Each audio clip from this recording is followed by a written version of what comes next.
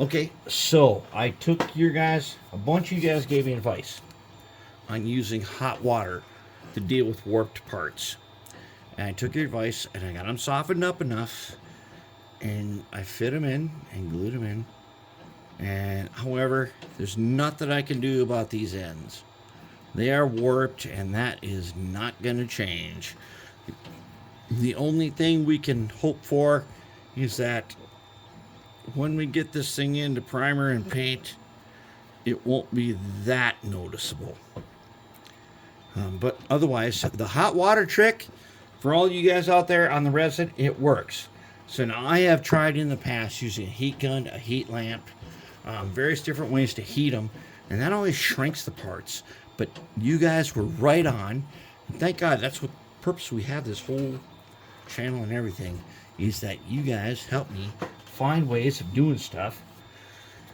And okay, it's not the greatest. That's for sure. Definitely isn't the greatest. And if you look at these plans right here, you'll know right away that we are in for a lot of work. There's a brake gear, and in the box, here's what you get. You get some wires, and you get half the brake gear on these things. You gotta cut them all apart, but all these cross beams are on this thing. You gotta cut them apart, and you gotta sand them, and then you gotta install them and everything, and that's fine. We can do that. And that's what we're gonna do. But that's where we're at with this guy. And I think he'll look okay. I do. I really think it's gonna look great. And I've got decals on the way. Since there are supposed to be Virginian decals in here, but there's not. This one did not come with them. And you know, what do you expect? It's used. I got it in an auction. But I think we're gonna get it. It's gonna be great.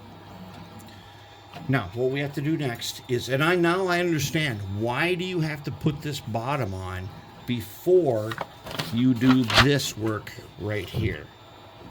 And the reason is, these guys on this sheet here, wherever you want, these guys here are your braces. All right, and they go from the center sill to the edge. So I've sanded along here to make it smooth enough so we can put these guys on. We got to take them out of here. That's going to be some hard work doing that. We can do it. We can get them together. And then we've got to do this diagram. Look at all that wire. If you search online, you'll see guys who've taken pictures of this after they've done it. And it is pretty crazy looking.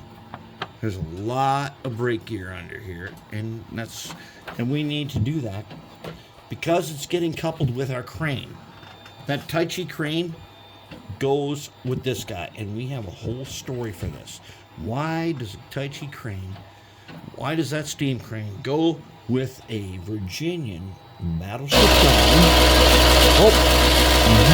Oh crap. Okay, 3D printer's done. He got something ready for us. Should be that right there. And that should be some windows for that architectural building that we're working on. We'll get to that video in a little bit. But right now, why is a Virginian Battleship gun going with that crane? Because we're making up a really good story. Really good story about a wreck that may or may not have ever happened. We'll see. And those battleship guns are super tough, as everyone knows. And that's why that might show up in a wrecking crane, in a wrecking train, in a certain place at a certain time. We'll get to it.